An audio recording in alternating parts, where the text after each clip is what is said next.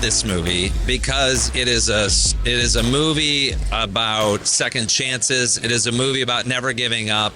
And in everything that our society, that's going on in our society, and all the hurting people and everything going on in our world, I think it couldn't be better for such a time as this to encourage people through the powerful medium of film.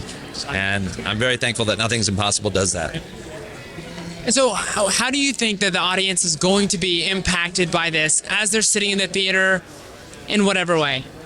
Yeah, I mean, hopefully they're entertained first and foremost, and then but there's just such a positive message about never giving up, and that no matter what has come against you in your relationships, in your family, in society, just keep going forward, keep making that, just keep moving forward. And that's why I love this movie. And I got to work with my son in this movie, which is super cool. So, can you give me just one or two words about what that was like? What was that like, Ethan? It was fun, man. I had a really good time, and yeah, it was a great experience. Yeah. Did you feel like that you could relate to this character in any way, and if so, how? Yeah, absolutely. I think Nick is the kind of character, even though he's a jovial, funny, fun guy, he really wants something. He has this dream inside of him that he was always wanted. In this case, he wanted to be a pastor. But in real life, I've had dreams. I always wanted to be in the music industry, for example. And when that didn't pan out a long time ago, I thought that, my dreams were shattered. I'd never be able to do anything in this world, and as far as the entertainment industry. But then God just had other plans. He had another timing.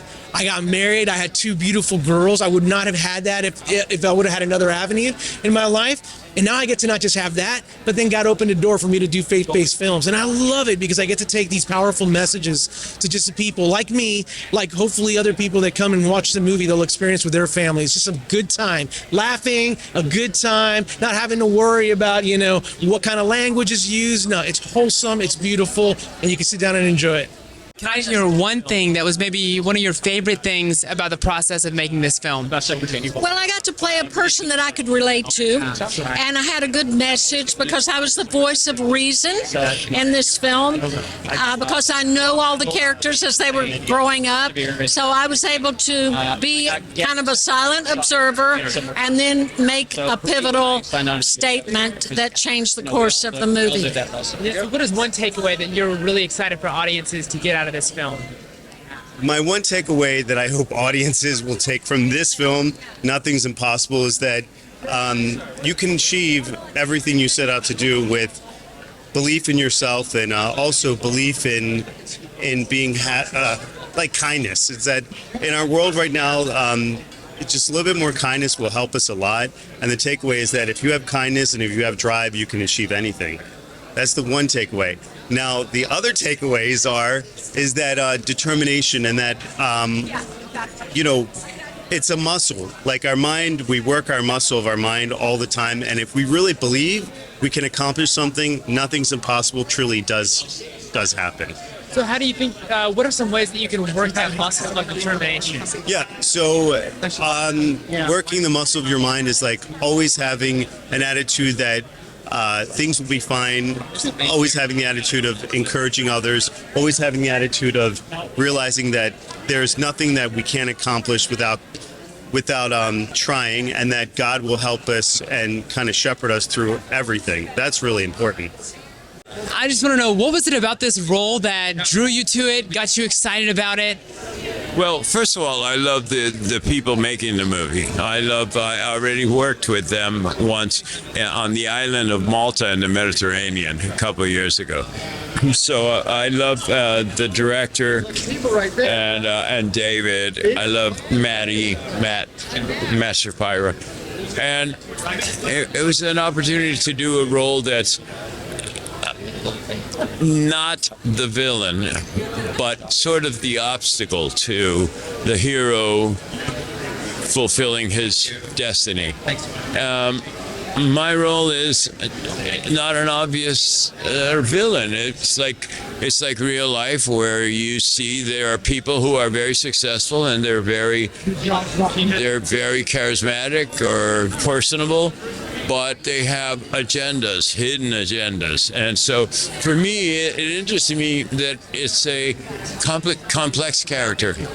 And so, and I thought, well, I get to do another film with these guys, and I get to go to Knoxville, Tennessee for the first time, and it's just wonderful. We had a great experience here. I can't wait to see it. What was it like bringing out some of the complexities of this character? Well, it's challenging for me because I truly don't want to be a black and white character. I don't want to be the monster.